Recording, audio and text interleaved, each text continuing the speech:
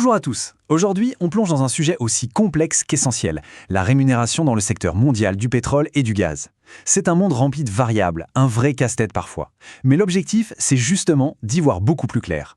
Alors, on va droit au but avec la grande question, celle que tout professionnel du secteur se pose à un moment ou à un autre. Faut-il choisir la sécurité d'un salaire ou plutôt le potentiel d'un taux journalier en tant que contractant?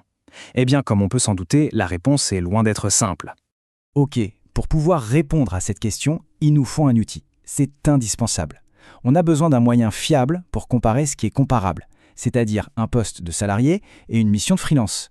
Et c'est là qu'entre en jeu une formule vraiment essentielle. Alors, de quoi s'agit-il? C'est cette fameuse majoration de 30%. C'est vraiment la clé. En fait, c'est une sorte de règle d'or dans le secteur pour que la comparaison tienne la route. Il faut bien y penser, un salarié, il a ses congés payés, sa retraite d'entreprise, ses indemnités s'il est malade. Le contractant, lui, n'a rien de tout ça. Il doit tout financer lui-même.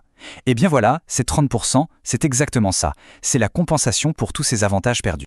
Bon, voyons comment ça marche concrètement. La formule, elle est hyper simple mais vraiment puissante. Première étape, on part du salaire annuel qu'on aimerait avoir. Deuxième étape, on y ajoute nos fameux 30% pour compenser. Et enfin, troisième étape, on divise ce total par 220.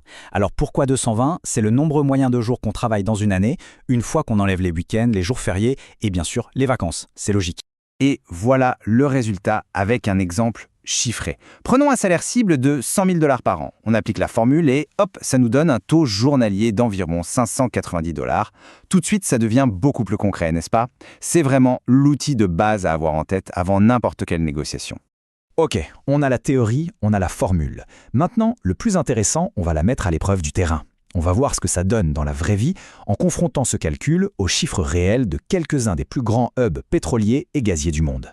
Allez, premier arrêt, la mer du Nord côté Royaume-Uni. Ce qu'on voit tout de suite, c'est une courbe de progression très claire. Le salaire peut faire plus que doubler au cours d'une carrière. On passe de 65 000 livres sterling pour un junior à 140 000 pour un profil très expérimenté. C'est une belle évolution.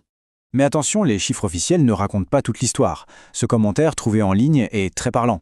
Il nous vient d'un professionnel du secteur qui nous dit en gros que le marché britannique est en crise et qu'il a été choqué de voir à quel point les taux journaliers offshore avaient chuté. Ça nous rappelle une chose importante, il y a souvent un fossé entre les moyennes statistiques et le sentiment du marché à un instant T. On change complètement de décor direction le Moyen-Orient. Et là, attention, les règles du jeu sont différentes. Le salaire de base, ce n'est vraiment qu'une partie du package. L'essentiel de la différence se joue sur les indemnités. Pour le logement, la voiture, les frais de scolarité des enfants, tout ça peut faire grimper la rémunération totale de près de 50%.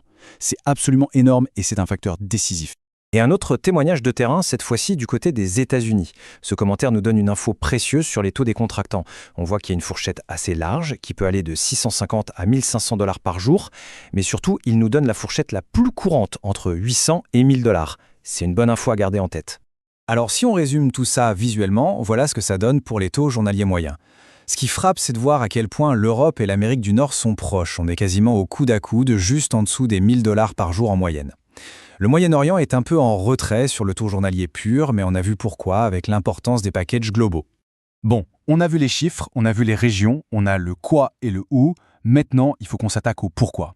Qu'est-ce qui fait vraiment la différence sur une fiche de paie? Quels sont les leviers qui déterminent la valeur d'un profil sur ce marché? Alors, il y a plusieurs facteurs clés. Chaque ligne que l'on voit ici est un potentiel booster de salaire. L'expérience, bien sûr, c'est la base. Mais ça ne s'arrête pas là.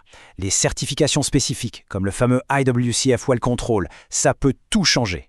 Avoir des responsabilités en plus, comme la gestion d'un budget ou encore une expertise technique rare sur des projets complexes ou en eau très profonde. Et bien sûr, il y a le facteur marché. Si une compétence est très demandée à un endroit précis, les prix s'envolent. Et pour ceux qui partent à l'étranger, le choix se résume souvent à deux grands modèles. D'un côté, le package résidentiel. C'est l'option stabilité. On déménage avec sa famille, l'entreprise paye le logement, l'école, le salaire de base est souvent plus bas, mais le confort est maximal. De l'autre côté, le contrat en rotation. Là, c'est l'inverse. On maximise le taux journalier, mais on travaille sur des cycles, genre 28 jours sur place, 28 jours de repos. C'est vraiment un choix de vie. Ok, on a regardé les chiffres, les régions, les facteurs d'influence, on a pas mal d'éléments maintenant. Il est temps de tout rassembler pour peser le pour et le contre et vraiment aborder la décision finale. Est-ce que ça vaut le coup de devenir contractant? Et tout se résume à ça. C'est vraiment le grand compromis.